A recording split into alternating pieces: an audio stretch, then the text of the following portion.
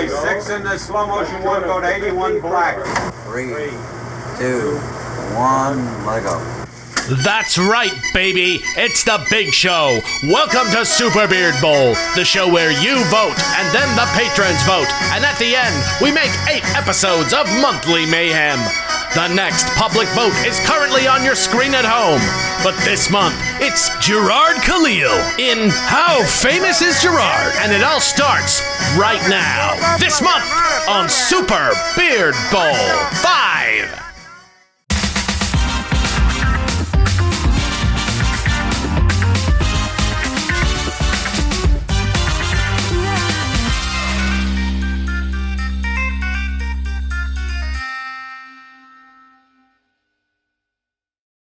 Hello, everyone, and welcome back to another episode of the show's name that I hate the most, How Famous is Jirard? I really hate that show name, but here we are, rounding out one of our final interviews. In studio today, I've got, I'd say we're friends at this point. We're pretty good friends. It's been a couple of years since I've known you. Gina Darling, everyone. Yay! Gina, how are you doing today? I'm good. How are you? Good. Thank you for agreeing to do this thing. You have no idea what you're in for at all, so I'm very excited. You probably saw me play this game a ton at G4 and didn't even realize it. There's many a time where we were doing like an episode of Attack of the Show where Creed and I would be playing a game, and this was the game we'd be playing just to like kill the time, to like amp for you guys. So is this like your comfort game? Yes. Oh, yes. This okay. is one of my favorite games of all time. And I'm going to speedrun it for you today. Okay. Average time's about an hour to hour and 15. We'll see how I do. Okay. But just watch. I'm going to try and ask you questions. You're the least prepared interview I have. So it's going to be more just like a casual conversation. Yeah, but dude. I want to know anything and everything about Gina Darling. Yeah, sure. You ready? Well, first off, I want to ask you what does password mean? Like, what happens if you enter a password in Okay, this game? so back in the day, this is a great education process. So back in the day, Gina, games did not have the ability to save. So in between stages, they would tell you a numbered password, and you'd write them down, and that would track your unique progress. So if you wanted to go back to that particular thing, you can do that. And so that's what the password's for. I had no idea that was a thing. I was there for PlayStation, those memory cards. The memory cards, yeah. Wait, hold on. So before that, because I started playing games like Super Mario era, how did we save that? Some of the games did have save batteries in them, but most of them did not because they were expensive. They added to the cost of the game. Yeah. Also, games weren't long enough to necessarily have a save function. Yeah. So, and Mega Man was it on Sega? Some of them were, but for the most part, it was an NES/Super Nintendo property. Got it. Mega Man X specifically 1 through 3 was almost exclusively Super Nintendo. Oh, kind of dipped over in the vibes of like Sega CD/Sega Saturn. Yeah. For Mega Man X3. Man. You ready? Yeah. Great. Ask questions about the game, not whatever. Here we are. Yeah. So Gina Darling. Yes. Let's start from the beginning. How did you end up? Well, first off, before I tried Googling you. My whole bit is I tried Googling someone to see if the internet has anything to say. And you know that you're a good influencer when the only things that pop up when I Google Gina Darling is all of your social media and nothing else. Everything is just like follow Gina on TikTok, Instagram, Twitch. Like the first page of Google is just literally all your social media. Yeah. Which is great in my opinion because then if they want to find out the real nasty shit you've done or said, they have to go on to page 2 or 3. Exactly. So I couldn't, in my limited time to research you, I didn't have the ability to really see where you came from. I know your story personally because you told me. Yeah. But many people may not know your story. So let's start in the very beginning. How did you end up in the content creation zeitgeist that is your career today? Sure. I graduated high school, and what I told myself was... What year? 2007. Okay, so I'm a year older than you? Yes.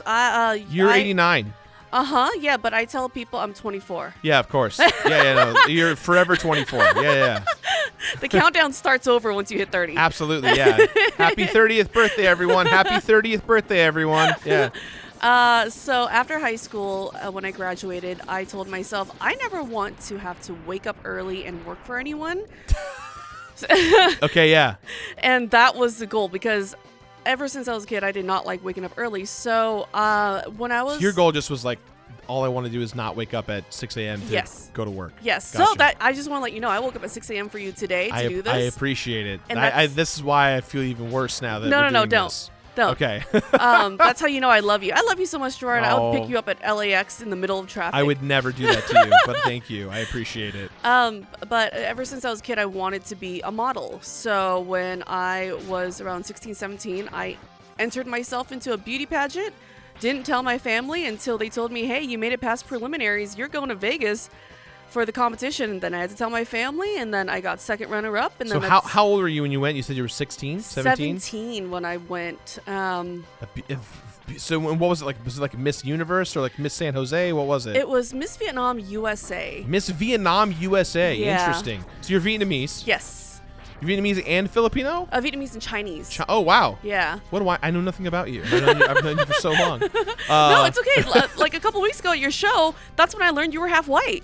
Yeah, oh yeah, you thought I was all Lebanese? Yeah. Yeah. Why? I was like, white? Where? Oh, It's yeah. hidden in the beard somewhere? Oh, No way. absolutely. That's why everyone doesn't think I'm Arab, because they look at me and they're like, "You're a white guy with a big beard," and I'm like, "Uh-huh." The first French name and the last Arab name didn't give it away, huh? I didn't get like the white at all. At all. It was crazy. Yeah. Like I leaned over to Josh. I was like, what? When did this happen? I'm not a person of color to many people online, so That's weird to me. I know. Because as long as I've known you, I'm like, yeah, that's my person of color brother right there. Yeah. Okay, so you go to this competition in Vegas. Yes. You're 17 years old. You're 16, 17. You made to second rounds? So I passed preliminaries, Preliminaries. which was local, and then Okay. that's when I was like, oh crap, I'm going to Vegas to compete. It was at Planet Hollywood. Okay. The stage and whatever showroom there. Is Planet Hollywood still around in Vegas? Yeah. It is, right? Yeah. That might be like one of the few remaining relics of Planet Hollywood. 'Cause Yeah. The restaurant no longer, as a chain, is like around anymore. It was a restaurant? Oh yeah, oh my gosh, Gina. Planet Hollywood was like a restaurant started by like Arnold Schwarzenegger and No, really? and yeah. It was supposed to be like a like action oriented restaurant that you could go to, and one of the first locations was actually opened here in Los Angeles. They made a Whoa. big deal out of it. Red carpet and everything. You had Stallone, Schwarzenegger, Willis, like they were all a part of it. Yeah. My engineer Robbie's like, yeah, I know what's up. Yeah. And so that's how I knew about it, because I got to go when I was a kid. My dad was obsessed with Schwarzenegger and Stallone, and so we somehow, some way got like red carpet premiere tickets to go to the restaurant, and then we learned very quickly the food's not very good. But It's not. It then really then the world forgot about it. But it became a casino in Vegas, and it's been there ever since. Oh, I had no idea. God, I learned so much every time I hang out with you, dude. Well, they've rebranded it, so it's not the same. Like the new logo is like a weird like P. Yeah, It's like yeah. Planet lowercase Hollywood. Before it was like a big bolstering like blue ruby-esque looking fucking ball of earth, and it had this red Planet Hollywood with a rocket logo on it kind of vibe. It's not like that at all anymore. It's just straight like there's no action movie. Yeah, anything anymore. totally. They used to even have costumes from like sets in there. Like you Oh. could see like they'd have like a little Terminator you could take a photo with and stuff like. Anyways, That's sick. yes. Sorry, didn't mean to get distracted. No, that's fine. So you make it past preliminaries, and then you go to Planet Hollywood, or is it at Planet Hollywood? So the competition itself was at Planet Hollywood, Uh-huh. where they have like their big shows and everything. Like, Sure. There were girls that competed from all over the world. There was like I think it was like 200 contestants. Uh-huh. And as it got whittled down to the next round, I was standing there like, oh crap, I'm still here. Yeah. And you're talking to a kid that, as of a week ago in high school, I was like a goth kid Yeah. that only wore like Goth Gina? Yeah, I was a goth Oh kid my in high goodness. school. I feel like you're so good at makeup and presenting yourself. You could be anything. Emo, goth, doesn't Thank matter. You're able to make you can sell it. It took years of learning because it was just black smeared eyeliner back then. So I got to second runner up, and then from then, I was like the youngest to ever place in the royal court in the history of this competition. What is the royal court? That sounds like a fucking Illuminati ass thing. It does sound like the royal court is the winner, the first runner up, the second runner up, and Sure. the third runner up. Yeah. So from there it came like photo shoots, and photo shoots. That's when I started modeling. I'm like, cool. I achieved my goal of modeling, and then this was like the dawn of YouTube. Yeah. The wild west of YouTube, and there was this group of Asian people who had a channel called Just Kidding Films, and Just Kidding Films. yeah. Okay. And they were the only very few Asian creators on YouTube back then, early on. And I somehow got to start filming with it. I met them, and they were like, hey, we need an Asian girl for this and whatever. And so I started filming with them, and then we became friends. And for the next 10 years, I filmed with them. And that's how I got my that's how I got my start in content creation. But in my heart, I was always a gamer. I played games every single night. Yeah. Between day jobs and filming, I would go home and I would play Call of Duty with my friends. So when you say you're a gamer, I guess back then, did you grow up in classic games, or was it more or less like whatever the zeitgeist of 360 and PS3 was, or both? So I grew up playing Super Mario with my family. And then I remember also Balloon Hunt. Do you remember that game? Balloon Hunt? Yeah. Yeah. So those were the two games I remember playing. But I don't remember how old I was at the time, but my uncle took me to his friend's kid's birthday party, and that's an excuse for... They had like an NES there, and you were like, what's this? No. So, so that's always an excuse for all the adults to get together and drink, right? And universal excuse. Yeah. Yeah. And in the living room was a PlayStation. And I had never seen... PS1. Probably. Yeah. I had never seen a PlayStation before. Or was it a PS2? I don't know. It was... Was it gray or was it black? I don't remember, but I can tell you that the game that was on it, the only disc they had in it was Metal Gear Solid 2. Ooh, that's PS2. That's PS2. PS2. Yeah. They did not have Metal Gear on. Metal Gear 1 was PS1, then Metal Gear 2 was PS2. So, before that, all I had was, Nintendos. I did have a PS1 where the only game that I ever 100%ed in my life was the only game I had, which was Pocket Fighters. But then I went to this birthday party, and the only disc they had was Metal Gear 2. And when I turned it on, I'm like, oh, this is a video game. I'm going to try it out and see what it is. I've never seen this before. That would explain why you're such a big Metal Gear fan. Yeah. 'Cause I've always wondered where that came from. So it started because I turned on the game, and the first scene that I come upon was Raiden sneaking through the presentation with that big projection screen, and all the enemy troops were standing there in uniform, watching that huge projection, and you're told to sneak past this room without any guards being alerted. And I was like, what is this? What do you mean? I just don't jump on their heads? I have to stealth my way through? And it was so difficult because I've never encountered a game like this. Yeah. It was difficult, but I was having the time of my life. And then I decided to experiment. What if I just threw a grenade and blew them all up? Yeah. Or what if I snuck behind this way? And that's when I fell in love. I had no idea that games can be so elaborate and detailed. All I knew was jump on the turtle or just fight. That's it. Right. But this was stealth. It was combat. It was CQC. And I completely fell in love. I'm like, video games are fucking awesome. Yeah. They're so cool. And that was where the love for Metal Gear came in. And that's where my love for video games really blossomed. And so throughout my whole entire career, since childhood to now, video games were always my constant, no matter what crazy different jobs I was working at the time. Yeah. So I would always come home and play games with my friends. It was Call of Duty back in the early 2010s. Yep. And Minecraft when it was first introduced to Xbox. So I was playing every night, and then I started playing for a team called Hidden Masters. They already had an established YouTube channel. It was a Call of Duty team, and they're like, "Hey, do you want to go to Machinima with us and meet the Machinima people?" Because they were what was that? They were partnered on their YouTube channel. Yeah. Machinima was one of the original gaming network channels that existed. Yeah. Yeah. MCNs or whatever. MCNs, yes. And so I met up. I went to Machinima. This was my first time ever being in a gaming building, and I was blown away. Everyone's cubicle is decorated with toys and games. This is awesome. This is heaven for me. And I overheard the head of partnership talking, the head of partnerships, Rishi, who is now head of Twitter gaming.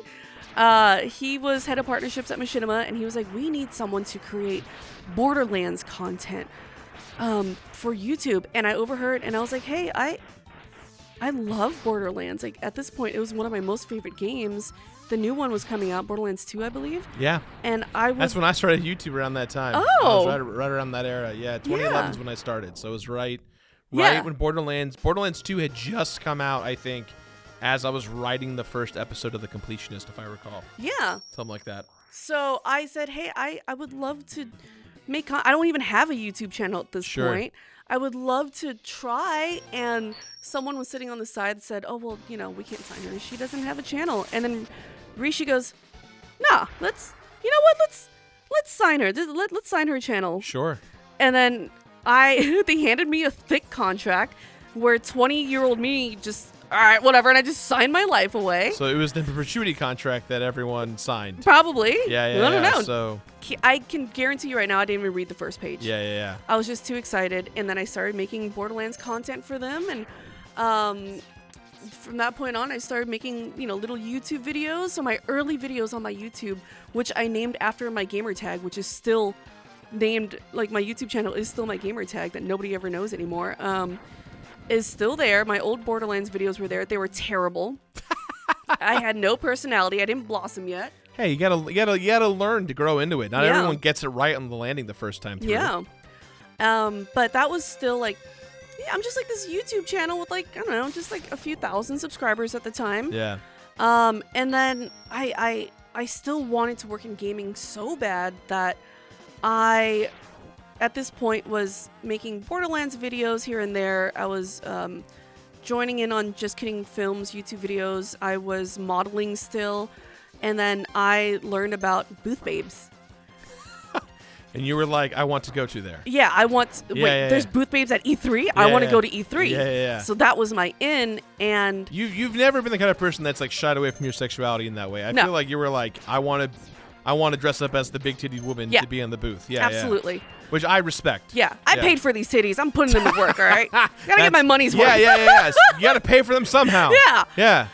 So I reached out to, some people that I've modeled with before. I'm like, hey, do you have any ins to E3? I want to be a booth babe. And back then it was like $200 a day for an 8-hour day, But you were like, this doesn't matter. Fucking, I'm gonna dress up in an outfit and come to play this goddamn game. Yeah. And I wasn't even doing anything like remotely cool. I wasn't in cosplay. I was just like in a tank top. Like I remember working for Ubisoft.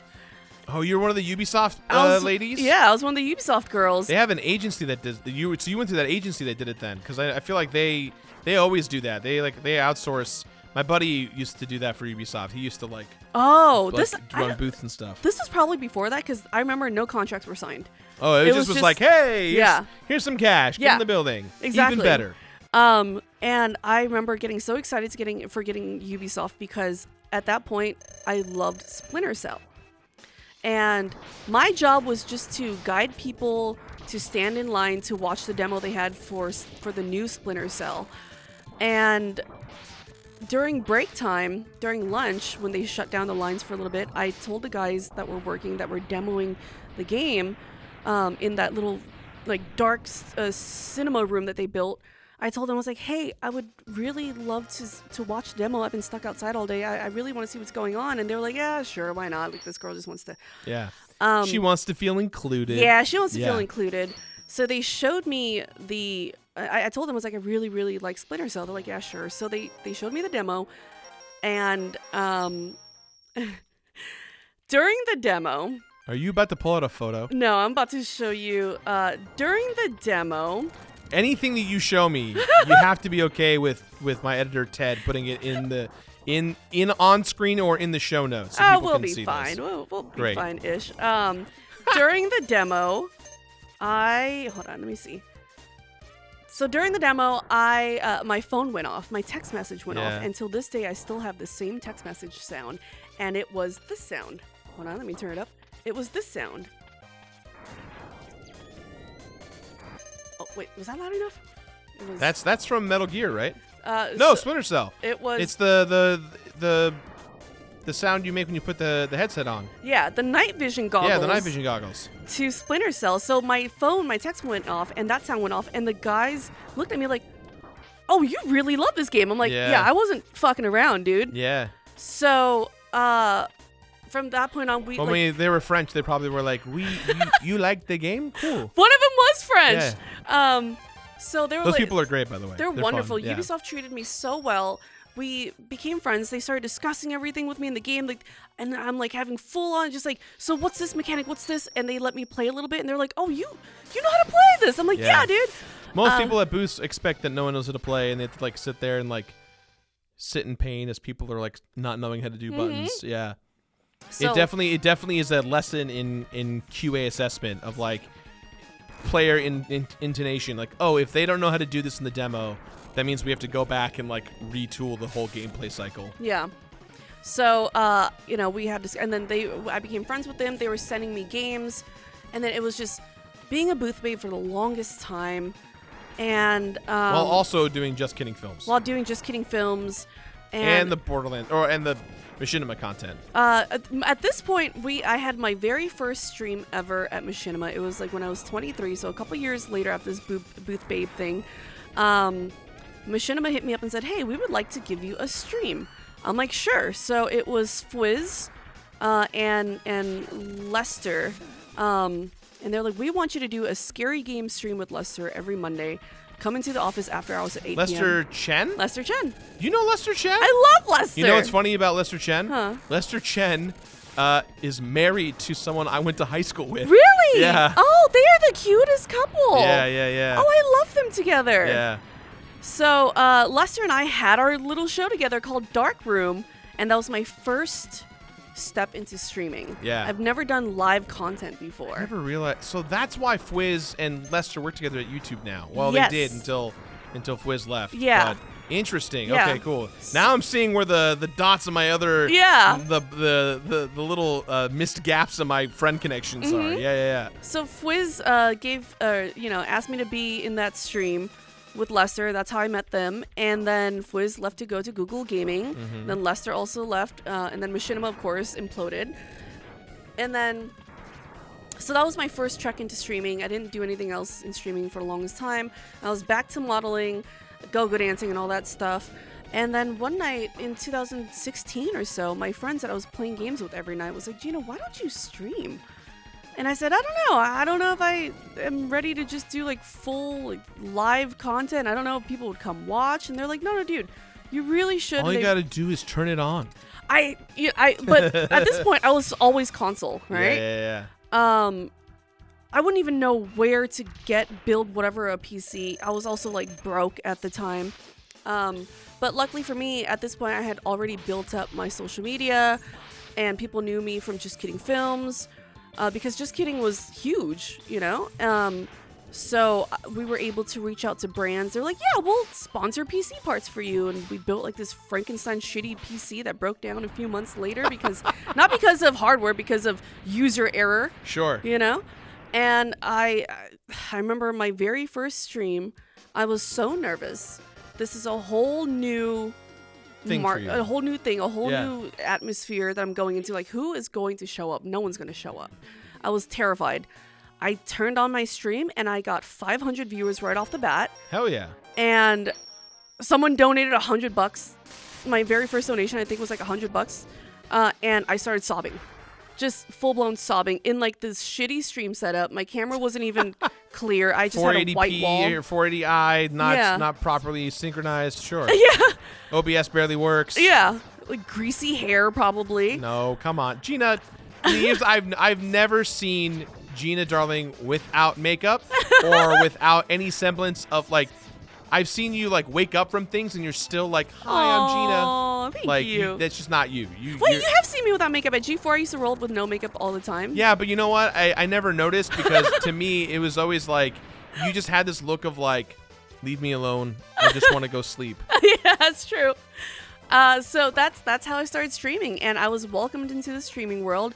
And a few years after streaming, I get the email about G4, and then I get G4, and then now you and I are here. Was it really that linear? I would assume that you'd done so much more hosting and like other events and such. Well, no, come on, let's be honest here. Yeah. You're missing a key component. You like became a TikTok star. Oh yeah, that was during lockdown. Yeah, like oops, Gina became famous on TikTok. So the one thing I really always loved about this, I love social media. People are like, oh God, I hate doing it. It's funny. I hate it. Yeah, exactly. See, everyone always says I hate it. I hate posting. You know why I hate it? It's because I'm addicted to it. And over the years, I went from someone who was like, and you can see it too. I'm that guy that went through my Facebook posts from like 2006 to 2010, and I was like, I was insufferable. I was posting 2 to 3 times a day on Facebook, just random bullshit that made no sense. I like treated it like it was a forum. You know what I mean? Like, hey, what's up, friends? Who wants to go see this movie and that movie? And like to see like the little interactions I had from my friends was like, it was like me and my buddy Frazier just like laughing at dumb shit all the time, or Michael being like, look at this weird thing. Yeah. But like looking back, I'm like, we were the worst. Like, why did we do this? This is so stupid. I can't believe that we thought this is the way we should communicate. Now we're like, we post on Facebook like once a year, and we're like, hey guys, Facebook still sucks. Sorry, we're here. But anyway, so you love social media, and you seem like the kind of person that you saw TikTok and you were like, yo, this is my jam. Yeah, I've always loved keeping up with social media. I still shitpost. I think that's why I enjoy it so much, is because I don't uphold any proper image. I just shitpost all day, every day, dumb shit. I will say, one of the first things I've seen about you that was always so funny, and it's like a badge of honor / it always makes me laugh, is every like 6 to 9 months, some weirdo on Reddit posts that video of you being like, hey, if you go to the dentist, your dentist can tell if you're giving a blowjob. Yeah. And you didn't say in the video whether or not you had recently given a blowjob, but you're because you're a smart son of a bitch. Yeah. You're making everyone think you gave a blowjob, and everyone's like pogging out, like, what the fuck? That clip goes viral every 6 months, and everyone acts like, yo, did you know this? What is this? It's so fun. It was just such a random post. My dentist is a good friend of mine, and so I saw this TikTok that said, did you guys know that doctors can tell when you recently gave a blowjob? But they didn't go into detail. Yeah. So I decided, you wanted to go to a source. yeah, I'm gonna learn this. So I Yeah. went for my cleaning, and I looked at my doctor. I was like, Mike, can you confirm that this is true? He's like, yeah, it's true. I was like, what? So I turned on my camera, and I informed the world that, dentists can tell when you have recently engaged in suction force. So during pandemic, TikTok was just like, I'm still so very addicted, and I was like, let's just make dumb shit. Yeah. And I decided to put my whole heart into it. I was uploading 5 videos a day every day for 8-9 months straight. When I first met you, I think it was like week 2 of you and I knowing each other at the beach house at G4. Mm-hmm. I think I was like, Gina, I don't know how to TikTok. Please explain it. You gave me a 45-minute crash tutorial. That was so stressful. I was like, I don't need to be on TikTok. I'm good. I'm fine with old school YouTube. I'm good. I get it. The hard thing with TikTok is letting go of your need to be perfect. That's my problem, Yep, Gina. yep. My brand is being perfect. And even at that, I'm not perfect. Like, I mean, you're talking to me, like, I came from YouTube to TikTok where I'm like, wait, I don't have to edit, I don't have to color correct, I don't have to make sure the sound's good or the camera's stable. Like, no, for TikTok, the shittier and scuffed it is, the better it does. Because it's more, like, the social media has taken a shift to where they hate influencers that are rich and famous and fancy. Now they want... They say that, but come on. There's people, like, why is Logan Paul still around, right? Like, there's people, there's, like, the drama of, like, and this is not shit at anyone, but, like, my feed every day is like, what did Jeffree Star say today? And I'm like, I don't give a shit. No disrespect to them, but like I could care less. Yeah. And yet there's an audience that's like, did you see the makeup he wore today? And I'm like, I don't give a shit. I'm sorry, I don't. That's like old YouTube audience, you know? But it still happens to this day. It's still there. It's still there. And TikTok, I feel like, has not exacerbated it by any means, but it definitely allows for more people like that to express themselves, which is great to an extent. But then it just feels like everyone's trying to do the clout game, right? Oh, yeah. Like, how famous can I get as quick as possible? Yes. And it always kind of then turns into the form of like, then what does content mean? Like, the word content, it went from like being a bad word to being the word that now everyone uses. Yeah. And it drives me crazy. Yeah. Anyways, I did not mean to get sidetracked. You're fine. So you become this huge TikTok star. And that's how I saw you first. A lot of it was like, I think in the time that I discovered your stuff, you were doing a lot of like sexy kick-ass Yakuza stuff with your former partner, and that was always fascinating to look at because I was like, I didn't understand what it was, but you were always so good at like delivering the punchline. Like it was one of those TikToks that I didn't need audio for. Aww. So I looked at it and I go, I understand comedically what is being executed, and that to me is a sign of a good TikTok or Vine of like if you can laugh at it with the sound off, then you're in a good zone. Thank you. Yeah. So yeah, I built my TikTok and all my socials, and I was streaming, and I was having a grand old time. I went from Twitch streaming to Facebook picked me up to be one of their pilot streamers. I was on that too. Oh, were you? I was on both the completionist and this channel, Super Beard Bros. We did that pilot program, and now that it's over, and I don't give a shit about it anymore, guys. They paid us a lot of fucking money. Yeah. That's why. Yeah. That is why. Yeah. Let me tell you how the world works. Yeah. When you are struggling in life, and someone's like, "Do you want to make a lot of fucking money because Yeah. you've got a life to worry about and people to look out for?" You say yes. Yep. You say yes. You take that money. Yep. Those contracts were crazy. They were amazing. Yeah. And I will always cherish them. Yes. I selfishly wish they were around just because it helped Yes. out a lot. But yeah, it's one of those things where like everyone knows you're getting paid, and people who are left on Facebook, I'm happy they're doing it. The rest of us, we took our bag and we ran. Yeah. Yep. So I was with them for 2 years, and then right around the time that my contract with Facebook was about to end was when G4 hit me up.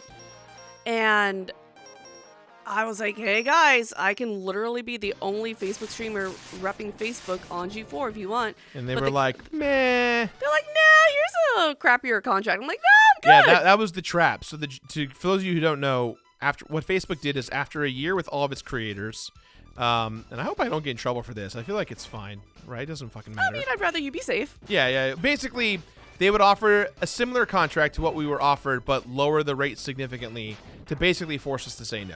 And Yeah. it's not a crappy tactic. It's called business. Like it's what everyone does, right? You want to see a bigger return. You're not getting the return you want. You ask for more money. And people did take those deals again. People didn't. It was, I gotta say, Facebook was a fun time because we got to talk directly to the devs. So that was fun, like seeing everything get built out. Oh, no one testing things ever out. talked to me. Oh. I was alone in my little circle. But at least the thing I will say about Facebook is that I found that the people who watched on Facebook, they were a lot nicer because they knew their names and like their profiles were being shown. Yes. And so like it was almost like parents were in the room to a degree. Yes. But most of my audience is kick ass anyways. I very rarely do I have like a person in my audience that I'm like, you need to leave. Like Yeah. everyone's always just so chill and excited to see you on anything. I can't even imagine someone having a shitty attitude in your audience. Because you guys are so fun and wholesome and just you know what I equate you, your crew, and your audience to? Sure. The old school Xbox LAN nights. Like, We did it, gamers. Bring your PCs over.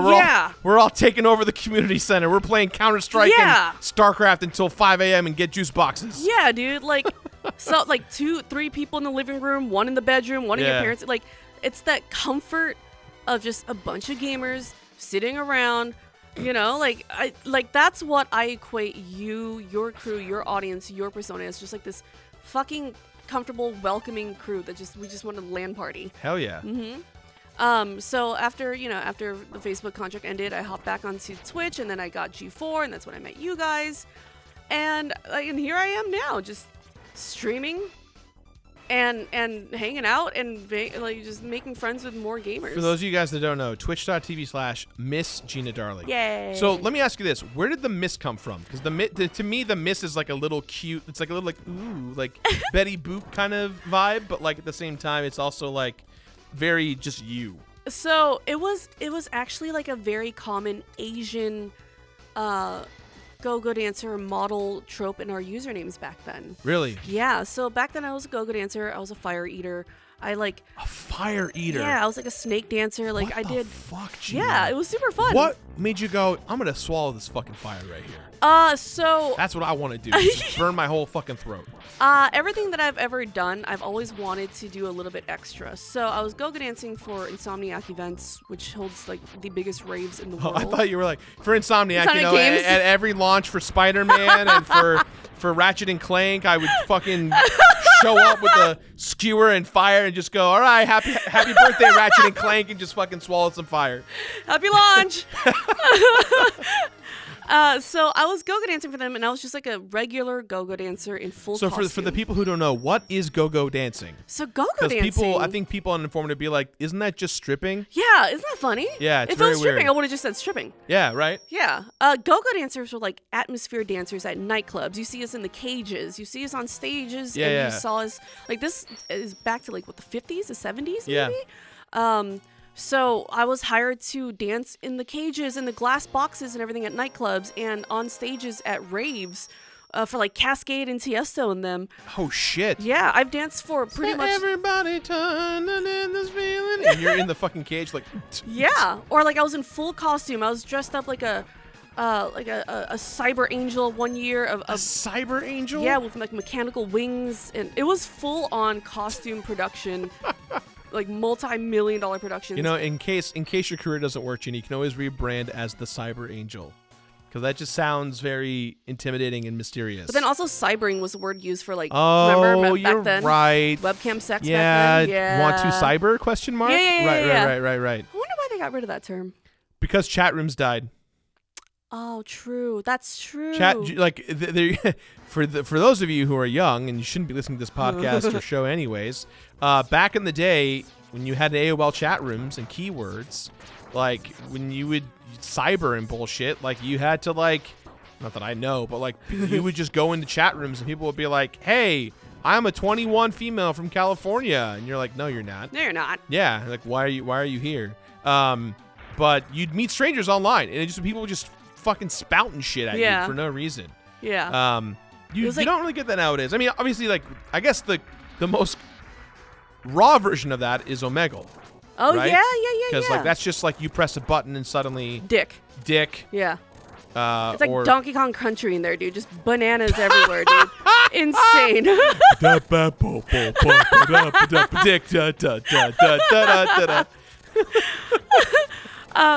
So, you know, I was dancing for them, and then at one point, so this was for nightclubs. Asian go-go dancers were very common. In fact, they were coveted. We would be flown. Sorry, the idea of like, sir, we have 6 white female go-go dancers And an Asian. Get rid of all of them. I want the Asians only. Bring in the Asians. So this was only in the Asian scene, in the Asian nightclub scene, right? Wait, it's saying this is like what, LA or LA. Okay. For some reason, the Asian nightclub scene in LA made go-go dancers prolific. I mean, we were getting paid $400 a night to Damn. just dance in a cage for an hour. We would be flown to nightclubs in For an Australia. hour? Yeah, for an hour. You $400 rate for Awesome, an hour? right? Hell yeah. You're Yeah. like, hey, you want to go for 2 or 3 hours? I Yeah, right? I can go till 2 a.m. And it was awesome. Like, I wore cute outfits. I was on stage so no one talks to me, no one touches me. I don't got to deal with anyone. If someone wants to pay me $400 an hour for 6 hours to dance in your nightclub and you want a big fat boy dancing in a cage, I'm doing that. Fun fact, male go-go dancers make way more money. Stop it. Well, you know Swear to what? God. That I understand. Mhm. I actually, as someone who is often, I wouldn't say I'm catcalled by any means, but I do have a lot of gay people who like me, and I appreciate the admiration. But I always have bad news when I say I'm not a bear. I am a straight white dude, so You're a I teddy bear. apologize. But yeah. So from that point on, so the Asian nightclubs, you know, I had that lockdown. I was doing meet and greets and I don't know what it was, but that was the scene back then. I was doing Yeah. meet and greets in Australia. I went to the Philippines. It was awesome. Australia. Yeah. How old are you doing this? I was like I started go-go dancing at 19 to 25. Damn, 6 Yeah. years of world-renowned Gina Darling. But then at the same time, I was dancing for the raves. Now, the raves back then was mostly all the dancers and the performers were white or just not Asian. Yes. it was considered like a white people thing, like, oh, look, these ravers, because raving still wasn't as popular back then. Yeah. And it's like, and they're more like circus performers. Yeah, people were like, we saw The Matrix Reloaded, and that was raving. Yeah. So they were more like circus performers. Like at one year, I was dressed up as a black and white clown. One year, I was a big flower. Like you were actually performers, atmosphere, like interacting with crowds sometimes. Yeah. And the person that hired me, I call her like my coach, my boss, my teacher, my mentor. She was like, hey, would you like to learn how to do fire stuff? Because honestly, one, we need more people, and two, like we have like no Asian people doing this. Fire stuff. Yeah. She said, we have like no Asian people doing this because for like maybe 3 or 4 years for Insomniac events when I was dancing for them at raves, I was the only Asian. Sure. And then, so she's like, yeah, we have no Asian people doing Which this. meant you got the big money. When Yeah, they were like, yeah. Quick, deploy the Asian. Deploy the Asian, Yeah. So, she was like, all right, come over. I'm going to teach you and a few other girls in my front lawn. I'm like, all right, let's do it. In the front lawn. Yeah. Oh, it's like a Tuesday afternoon, 2 o'clock. You're like, let's swallow some fucking fire. Because Okay. my teacher. Sorry, I have a question. Yeah. Swallowing fire. Yes. What is... The mechanics. Yes. The mechanics of it is that you stick it in your mouth and you blow it out before it actually touches your mouth. Oh, you're like kind of like... You go... Like... Oh. Yeah, so you stick so it in. you act like you're swallowing it, Yeah. but you blow it out, and then Yeah. when you're basically swallowing the stick end or a sword or whatever is on fire. So at the end of the stick, that thin stick is a little wick that looks like a marshmallow. Yeah. It's shaped like a marshmallow. Yeah, That's yeah, the part that's lit on fire. Put the marshmallow in your mouth and you go, but don't close your lips all the way because the metal on that stick is It's very gonna burn hot. the shit out of you. Yeah. Interesting. So it looks like you're literally swallowing it, but you're just extinguishing it in your Yeah. mouth. So I shit you not, I learned in 5 minutes because my teacher, who by the way, Foxy, shout out to her. She is What up, Foxy? Yeah, she's a walking one-man circus. She's stilt walker, fire dancer, silks, aerials, everything, like everything. She's basically a fucking one-man circus delay. Yes. Yeah. So she said to me verbatim, the hardest part of fire arts is just getting over the fear of fire. Well, lucky for me, I never had the fear. I was playing with fire since like middle school. You're like, I've been born to do Yeah. this. I'm ready to burn down the school. Exactly. Like me, an aerosol can and a lighter, fucking best after school activity ever. So I picked it up in 5 minutes. After learning the safeties, of course. Yeah, of course. So I started fire dancing, and then fire dancing was like, this is not enough. One night when I was go-go dancing at the clubs here in LA, they hired a snake dancer. And Snake dancer? yeah. And she brought in her snakes. Were you like trying to be an extra for a fucking Britney Spears music video? Like what? I wanted to do more than the usual. I didn't just want to dance. Yeah. So this snake dancer comes in. She's this fucking awesome girl, white of course, because this is unheard of in the Asian side. Yeah. And she brought in her snakes, and She brought in her snakes. yeah. And before this, I've only interacted with my friend's like snake like once as like a pet snake, and I was like, this is cool. And so I was like, what? Can I meet your snake? She's like, yeah, she had an all white snake. He had one eye, so his name was Willie, one-eyed Willie. And I'm like, I love him. Of course, one-eyed Willie. I love him, yeah. And then she was like, would you like me to learn how to snake dance? And I'll let you borrow one of my snakes for the stage. I'm like, I would love nothing more than, Okay, yeah. so now I have to ask you about the snake dancing mechanic. Aside from being scared of snakes, is there a way to like keep the snake docile? Like, do you give it drugs before so it doesn't bite you? Like, or do you just trust the snake? You trust the snake, and snakes, like domesticated snakes, are pretty docile when they are raised properly. So we call them birthday snakes. Birthdays, because you take them to birthday parties. Birthday parties, yeah. That's still fucking terrifying. I don't want to fucking be near a snake. And plus, like, once you learn more about it, you realize that snakes only attack when they smell prey. They have a wonderful sense of smell, right? Yeah. So if you don't smell like a rat or a rabbit or something, they're not going to attack you. They would rather not. Unless they're like a fucking crazy ass, like, Yeah. Amazon, Yeah. anaconda movie kind of snake. Yeah. And like you learn the safeties of how to untangle a snake if you need to. And these snakes were big enough to still shock and awe, but not strong enough to murder me. Yeah. So she handed me a snake. She's like, all you gotta do, wrap them around your neck or wrap them around your waist. And these were boa constrictors and ball pythons. Ball pythons. I'm still good. I don't need to see one. I'm good. Boas are pretty docile. Ball pythons, they're called that because they just like to ball up. Yeah. So you wrap them around your waist or neck, and they just kind of curl up and ball up, and they just sit there. And people And they don't try and kill you. They don't try to kill you. I don't believe that. They That's know bait. their prey size and what they can handle, so they won't even bother. And plus they just want your warmth, so they'll just huddle close to you. Okay, that makes sense to me then. But I still doesn't make them cute. I'm not getting a snake anytime soon. So when people think of snakes, they think of like that viper face, really scary, terrifying. What is that snake from the Jungle Book? Yes. Yeah. That motherfucker's gonna Terrifying. charm you and eat you. Yeah. Yeah. However, there's this term called puppy faces. They had little like those, that colon 3 face, the cat. Like that's what their faces look like. They're puppy faces. That's bullshit. That's bullshit. That's them being like, give me rat or I eat you face. Fuck that. And then so after dancing with that snake, I was like, I love this. I want to do this. I want to pet snake because they're so cute. They're so cool. They're low maintenance. Low maintenance. They are. You feed them once a month. What? You keep their pens nice and moisturized and everything. They're chill as hell.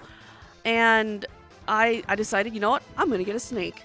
And so I went on Craigslist. I went online and everything. And there was this guy who was selling a snake because the pen broke and his wife and him were trying to have a kid and they couldn't afford to, So he's like, I have a birthday snake. Yeah. She's 6 feet long. She's really chill. And I was like, cool. And then so I met him at the parking lot of a Petco and we exchanged. I took home a snake and from then on I started snake dancing. And that was my girl. I named her Pixel. Okay, that's cute. Yeah. So, I was so at this point I'm playing games at night every night. I'm go-go dancing on the weekends. You're playing with Pixel. I'm playing with Pixel. I had 3 day jobs and then go-go dancing on the weekends. And then my friends convinced me to stream. I started streaming.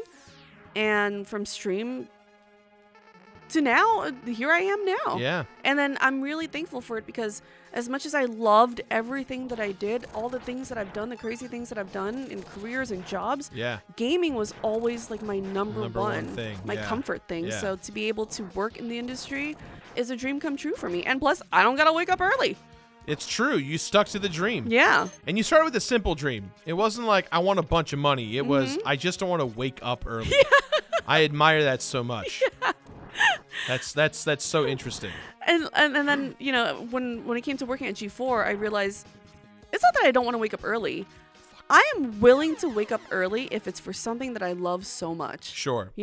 So waking up early every day at G4 was not a problem. Sure. Waking up early to do shoots, do this with you and stuff is not a problem. I'm totally cool with that. Yeah, I had to wake up every day at 6 a.m. Yeah, dude. To get to the office by 9. And then drive home in traffic. And then I would get home and go over scripts and complete games and stream until like 3 or 4 in the morning and get like 2 or 3 hours of sleep and do it all over again. You are mine and Josh's favorite person to talk about whenever we talk about G4 to other people. Because so audience listening, I have a boyfriend. His name is Josh. He's the best. I love him. He's so baby. hot. He's so hot. He's so hot, dude. All of G4, men and women and everything in between wanted to bang him. My life was threatened over Josh by everyone at G4. It's true. Yeah. And Josh and Jirard was the first person that Josh hit it off with immediately. I mean, we got into the car that day afterwards, and he was like, "I love Jirard." I'm like, "Yeah, we all love Jirard." You know what's funny is that I met Josh, and I met Ashley, Kassem's girlfriend, and her name's Ashley, right? I'm very sure it's Ashley. I'm not being insensitive. I swear. I think so. And she said the same thing because she was like, she didn't know anything about what was going on. It was the Attack of the Show panel. I think I sat next to her and Josh both, and I was like, all right, we got 2 friends, 2 new partners. They don't know what the fuck is going on.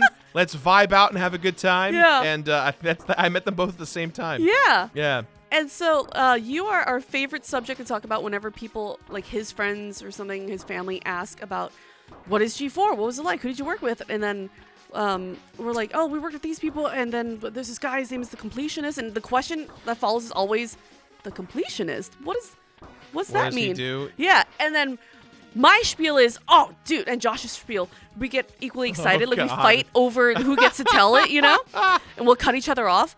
And we're like, oh, dude, it's this guy who, for the last 10 years, he's 100%ed completed a game, 1 game a week for 10 years straight. And people's eyes just like widen, like, what do you mean? And it's like, yeah, like he's done like 400 something games. And on top of that, he has a YouTube channel and merch and like streams and like a charity and stuff. And it's like, and then people are just like in shock afterwards. Like, yeah, he's like the coolest guy. And then Josh goes on like, yeah, he's like the coolest guy ever. And then we start telling stories about your dad that you've told us. My dad's too legendary at this point. Right? Yeah. He has his own lore. So it's always so much fun explaining to people because you have a very unique thing that you do that I don't know anyone else that does, and if they do, they haven't been doing it as long as you have. Well, it's funny. In the last few years, I've noticed people are I say people make the completion. It's a phrase I say, but it's genuinely true. There are people who make the completionist now who are faster, stronger, better. They make completionism a challenge, whereas for me, it's like this is just my everyday life. And I love doing the completionist. It's so much fun. It's the business stuff of it that I really don't like doing. Yeah. Managing finances, trying to make enough money for us all to eat and live.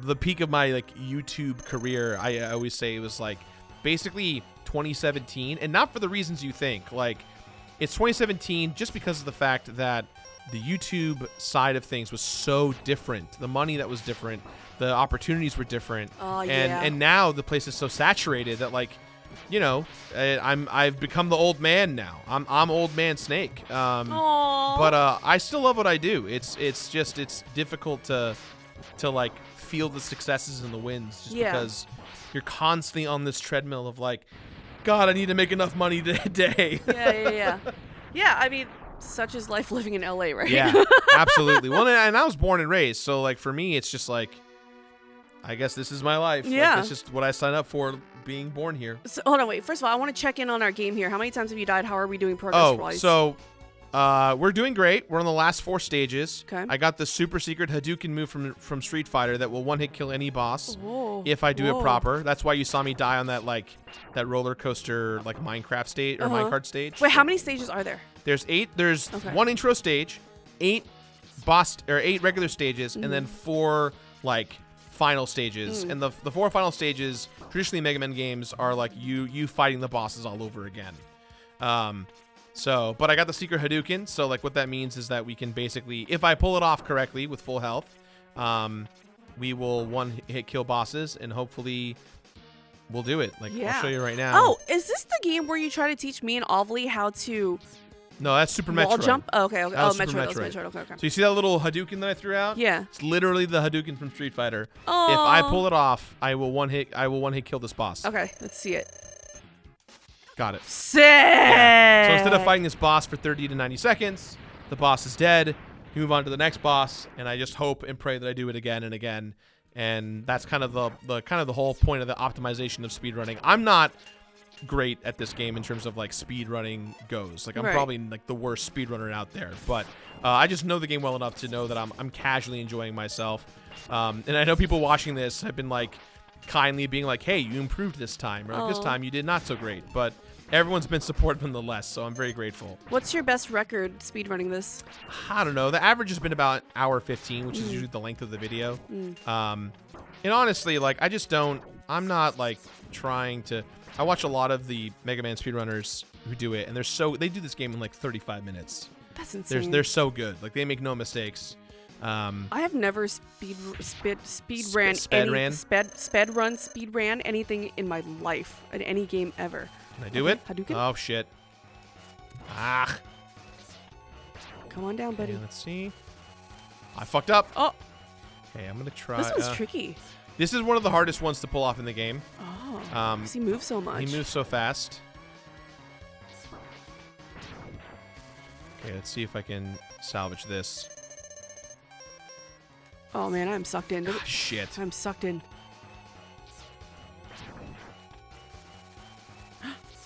Oh, so close.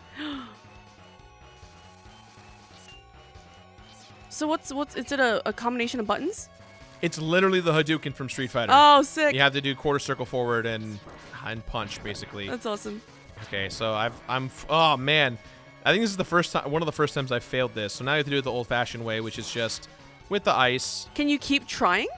You need full health is the unfortunate thing. You need full health. So I've been using my reserve tanks to basically pull off the move. I see. Now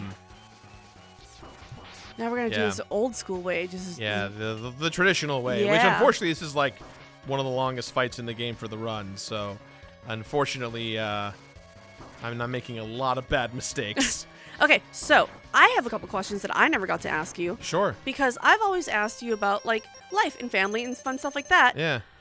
But I never got to ask you more like completionist stuff. Okay. Right? So I'm sure you've heard these questions so many times every time you get an interview, but I would like to know, you know, for myself. I'm sure out of, 400 and something games now? Yeah. I'm sure it's hard to choose, but was there a game or a few where you truly enjoyed it the most while trying to complete it? Oh my god. Not necessarily. I mean, I get that question a lot, and also I get like, what's the hardest? And honestly, I've never really found a game to be the hardest so much as it's either it's a skill issue or that I didn't figure something out, or it just took a long time. Like, you know, Hyrule Warriors notoriously took me over 1,000 hours to complete. Yeah. And it's not that Hyrule Warriors is a really hard game. It's just that to complete that game, you need to have all your characters at the highest level so that the rest of the completion process goes by much faster, right? It's like getting in and getting out real quick. That doesn't exist in Hyrule Warriors. It's a lot of repetitive playing the same stage hundreds of times, even thousands of times to get maximum level. I have games I'm very fond of because like completing them made me make a great video, you know? One of my favorite videos ever that I'm always still proud to talk about that I think is like not peak me, but was like me in a time where like I was the most happy creating content because it felt like everything I was doing was succeeding in general, was my video on Pepsi Man. Pepsi Man? Do you not know what Pepsi Man is? No. Oh my god, Gina. Did they make a game? So in Japan only Japanese runner called Pepsi Man came out in 2000, 2001, I believe, and it has a bunch of commercials based on a marketing campaign out of Japan. It's very funny and very weird, and I got to make one of the first videos on YouTube that truly went viral about Pepsi Man, and I even produced the most popular one that's just called Pepsi Man on YouTube with a guy named Mountain Dew, who his name's Phil. Is a really great guy. He would go on to co-found VShojo, the VR. Oh, cool. The VR I think it's VShojo. VShojo, yeah. Yeah. Anyways, that video got taken down recently because of inappropriate behavior because Pepsi Man jerks off a Pepsi bottle in our video. What? But unfortunately, and it's been uploaded a bunch of times, and I'm still trying to get YouTube to help to put it back. Yeah. Because it's a very funny video, and it has like 7 million views. They can't just like let you cut off that part. Isn't there like an YouTube but like editing thing? YouTube is Butt cheeks. It's like, look, it's not meant for kids, but it's also like not meant for. It's meant for the internet. It's like why the internet was made. I saw a guy's butthole on YouTube the other day, like bare butthole. Yeah, you see a lot more. You see people having sex on Twitch. Like it's out there, everyone. That's if you want to search it, you can. But yeah, Pepsi Man, I think, is one of my favorite videos I got to make because it felt like I truly got to make an impact. And then there's just like some special event videos that, you know, like being able to interview Miyamoto is a huge honor. I interviewed him twice. That's crazy. Once about Star Fox Zero and once again about Breath of the Wild with Anuma. Yeah. Right before the Switch launch in 2017. Like Reggie Fils-Aimé, I wrote like a sketch interview where I was going to interview him about Zelda, and instead he interviewed me about Zelda.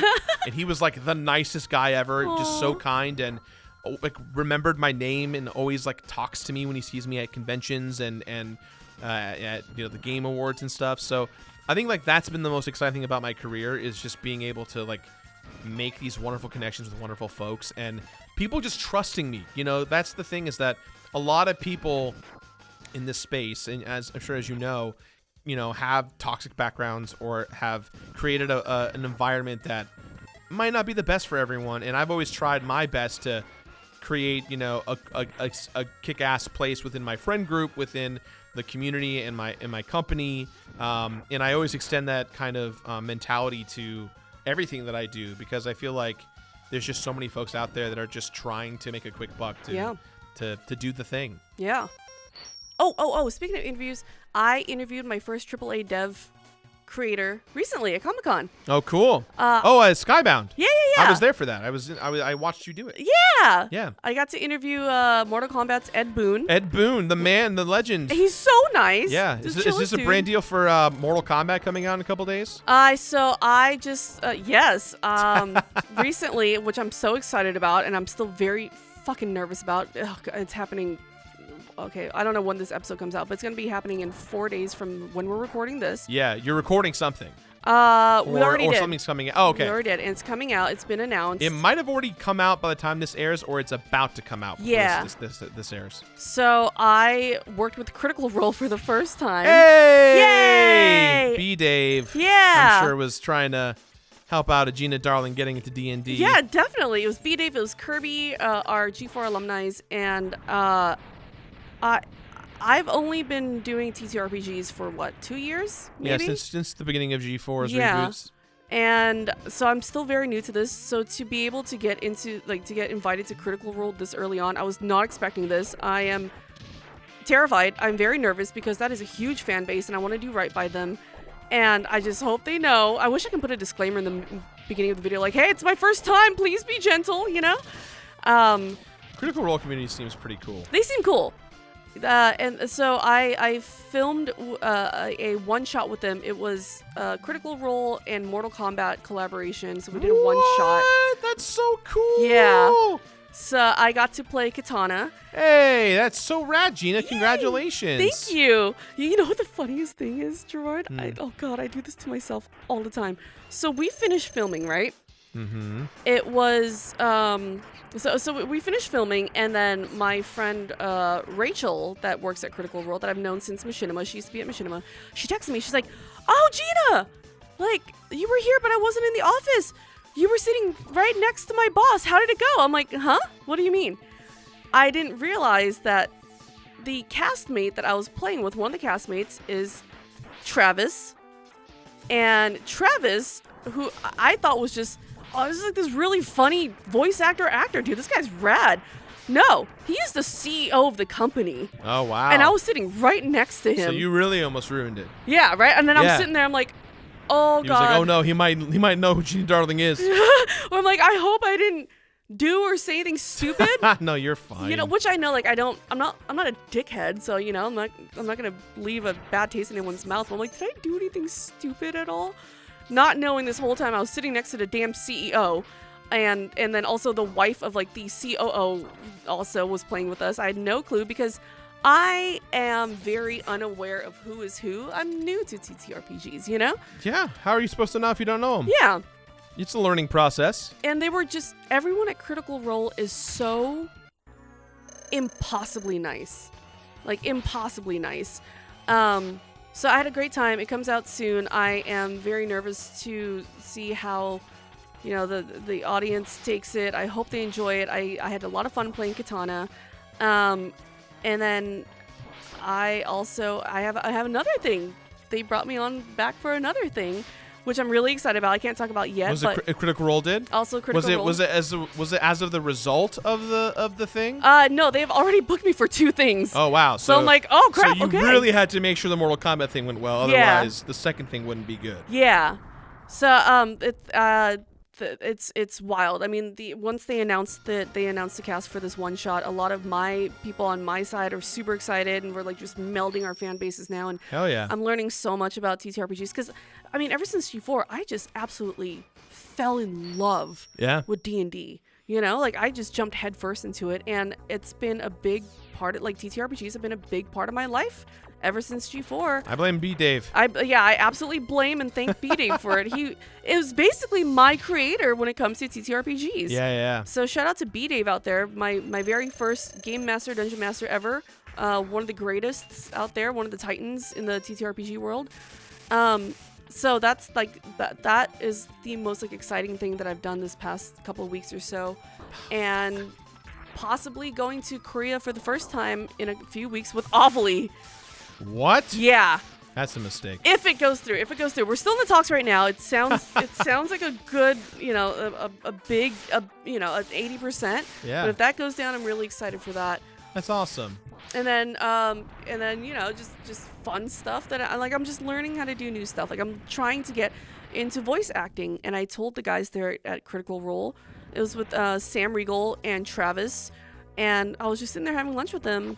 They're like, so tell me about yourself. I'm like, yeah, I'm this and that, and my new thing now is I'm trying to learn voice acting, and these guys are huge in the voice acting world. Yeah. Travis was Roy Mustang in Full Metal Alchemist, the English dub, and I was like, if you guys have any tips or anything, I'm still learning. I'm very, very green to this. Yeah. And then Sam goes, yeah, cool, I'll put you in contact with someone. I'm like, oh, great. and when people say that, you usually have to follow up, but yeah. when we were done shooting, before I was even able to drive home, the email was already there. Aw, that's Like, awesome. These people are so wonderful and supportive. I love them so You're much. definitely like validating a lot of people's lives right now with the trust that is Critical Role. That's yeah. really exciting. Yeah, it's great when you get to meet people that are so well loved publicly, and you find out that they're just as great in person. Yeah. That's so sweet. Yeah. It's like the Hammer Bros. You know what? Yeah. I think that's a... Is it a nod? No, I think... Yeah, I don't know if it's a nod by any means, but... Because Met, it's kind of a big boy Met. Met is like a staple of Mega Man. Ah, I see. All right, let's see if I can one-shot this guy. I played Mega Man once when I was a kid, and I only played it for like an hour. Oh, man. Oh, because your health. I am trash today. Yeah, once I get hit, I can't do the Hadouken anymore. Oh, I see. That is dope. What level are we on now? This is the second to last. So we're about to, after this, we have the final fight, and then we're done. Oh. I don't remember which Mega Man I played when I was young. It was more 3D-ish. Did you play Mega Man Legends? I don't know. You can turn the camera around instead of just a side scroller like this. Yeah, probably Mega Man Legends. Look it up now and see. PlayStation 1 or... No idea. I couldn't tell you, but I can tell you by what it looks like. Mega Man Legends. We just did a Let's Play of it on this channel. Oh yeah! It was this one! Yeah. That's like not a Mega Man game. It's like a very like different game. Oh. It's considered like a one shot, if you will. I see. Wait, was there any what other back then 3D world Mega Man was there? Or That's 2D, kind of the only. sorry, There 2D. were like Mega Man X7 and 8. Like definitely had like. Ah, shit. Mega Man Ooh. 7. Oh, fuck you, Jirard. All right. 8. Damn it! I got so close. Mega Man 8. Okay, so it was Mega probably Man Legends. X8. Oh, X8. Yeah. X8. But I'm pretty sure if it's like an open world like 3D game, it's probably Mega Man Legends 1 or 2. Okay. Yeah, I think it was like it was definitely like Mega Man Legends 1 or 2. Okay. So I played it for like 30 minutes and then I got a headache. And then I never played it again. Yeah. I never really It can be a lot. I never really grew up playing Mega Man. But I always knew that it was such like a huge deal. I mean, Creed has a helmet tattooed on him. Yeah. Creed is a whole other man. That guy is like so cool. I don't know when he sleeps. And oh my god, he called me a couple weeks ago. Aw. I was hanging out at home and I got a FaceTime from Creed. And he was at Dragon Con. Yeah. He FaceTimes me, which we never FaceTime. We just like text or call. Yeah. And I pick up and he just has this look on his face like he's about to cry. Aw. And he goes, Gina, I'm at Dragon Con, look. And he shows me a fan standing there wearing an Attack of the Show shirt. And Creed he's been getting like you can tell he loved G-Force so much, He's like, Gina, they still love us. I'm like, oh buddy. Like he's the coolest dude ever. I think out of all the people that I've met in my career, you and Creed have got to be the top of like the most busy and hardest working people I've ever seen in my life. I don't know when y'all sleep. Okay. I mean, Creed's got a healthy body, so like That's true. when he sleeps, he like sleeps. He regenerates. Yeah, he regenerates. Me, I'm like, it's like another day closer to death. Like, you know what I mean? Like it's a little bit more difficult for me. But Creed, on the other hand, is like the Adonis. You know, like he's got the body of a Greek god. Yeah. Which it's insane. Yeah. That man, like, I can only imagine how many miles he saved up on his airlines with the amount of flying he's done. He does like 4 or 5 flights a week, if that. That dude, like people say wrestling's busy, right? For him, like he was doing like 2 or 3 wrestling shows a week, traveling over the world. He was doing that, and then going home and being a family man, and then like he would always do Dragon Con and PAX West on the same weekend. He's insane. He did this one time. He went to PAX West day 1, flew back to day 2 of Dragon Con, and came back to PAX West for day 3. Like, that is how committed this man is to like I don't know being the coolest guy on planet Earth. Yeah, I don't know how he does this. I would need a North Korea-sized boat full of cocaine. All right, to even do a smidgen. I don't know of if you what should he say does. that when you're about to go to Korea. Of any capacity. This is true. You know what? You're correct. This is how you get flagged, Gina. You don't want to say these things now. Let's redact that. The Korean, whether it's South or North Korea, they're gonna be like, "What are you doing? You're not even allowed to be here. What are you doing?" Oh, I have a question. Yes. So how does the completionist process works when it comes to completing a game? Do you give yourself like, because it's 1 game a week, so it's like I have to start Sunday and finish by Sunday? What happens if you don't finish? So what's your timeline for each game? So it used to be I made the show on a weekly basis. So that was, and we used to release on Fridays. So Friday night, I'd pick the game, start playing Friday, Saturday, Sunday. By Monday, I usually would be done with the game, or have a majority of it done. And how many hours are you playing a day? The whole like 8 to 12 hours a day, depending. Yeah. Like nonstop stuff. Jesus. Yeah, and so a lot of it would come down to like, not sleeping, not eating or just eating one meal, which is why I, gained so much weight all the time. And it's crazy. You would think it would work opposite. Yeah, well, I have bad family genes in that way. But either way, what would tend to happen is that's what my schedule was for a long time. And then after a while, I realized that, hey, I had to start playing newer games because the retro stuff, I kind of went through that well of classic games that I loved. And then I had to switch to newer games, and that made the job much harder. And so what we started doing was, that's when the team kind of came on to help me organize my life a little bit.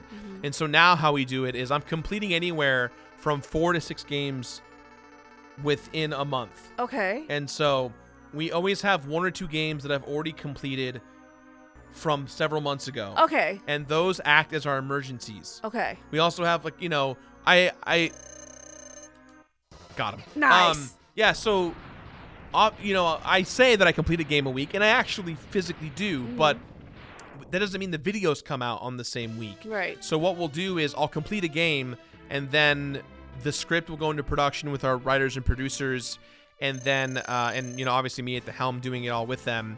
And then that script and VO and that whole process will be mapped out in advance. And so then that episode will be edited and then created in a vacuum, so that like if I can't complete the game for the following week, that episode's ready to go in the back pocket.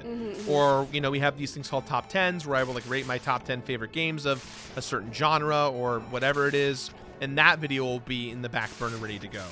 So we create a lot of ancillary content just in the event that I can't actually complete the game. Oh, okay. Especially because when the new games come out, there's no guides. There's no list. I might not know the developer, so there's like not really a great way for me to like get support. Yeah. And it's kind of like we're like explorers to a degree, in that like we're kind of in uncharted territories, not really knowing if we're gonna do the thing we want to do. Right. Have there been games where you just couldn't complete because of one reason or another?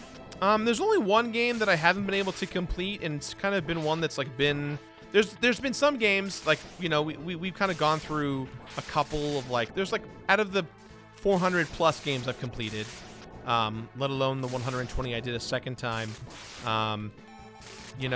There's been maybe 6 or 7 that like the game was bugged, so I couldn't actually complete it.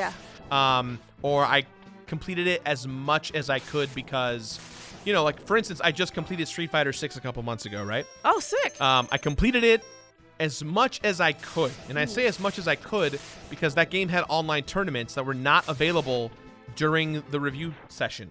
Oh, I see. So I have to wait for the game to come out, for people to play the game, for tournaments to be open. I see. So I did every single achievement and every single thing I could until the game was publicly released. And then once it came out, I already had I released my video. Oh my so God. I was like, I did physically as much as I could before the game came out, and I will one day make an update video or tweet about it that I actually got the platinum to tell everyone that I actually completed it. Yeah. So Did that's we just kind of win? Is this the end? yeah, the end of the game. We're done. Ah, cool. It's over. I gotta say, Jirard, I've never finished a game 100% in my life. Like, I am one of those people who's like, I got to the end of the story, but I didn't get all the weapons, whatever. I don't care. I got the end of the story. I'm great. I've never 100%ed a game. Gina, before. I'm gonna tell you when you are done with Baldur's Gate. There's a game that I would love for you to play, and I'm biased because I'm in the game, but I think you will love it. It's a game called Sea of Stars. Okay. It is an RPG in the style of Chrono Trigger, Okay. and it is a game about friendship Oh. and adversity. Oh. And do not look up anything about it. Do Okay. not look into spoilers. Okay. It's a game that I want you to complete. Okay. I want you to complete it because when you get to the end of your journey, you're going to be like, I want there to be more. Oh. And you can do that. You just have to complete it to get more. Okay. All That's right. all I'm going to tell you. It's a pretty game. When did this come out? 3 weeks ago. 3 weeks ago. Okay. Okay. Yeah. Okay. Is that the one where in the G4 Discord someone sent a screenshot of you?